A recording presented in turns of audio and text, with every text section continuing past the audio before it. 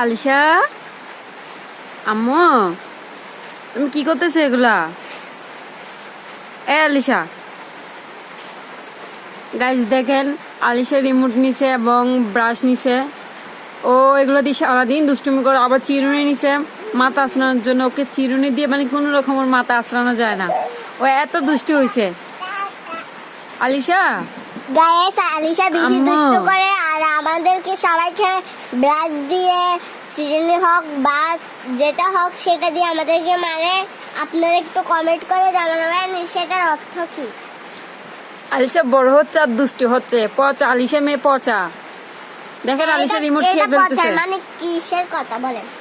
দেখেন গাইস আলিশা কি করতেছে। আলিশা পচা হয়ে গেছে, অনেক পচা হয়ে গেছে আলিশা। হ্যাঁ, আম্মু আসো, আসো আম্মু, আসো আসো।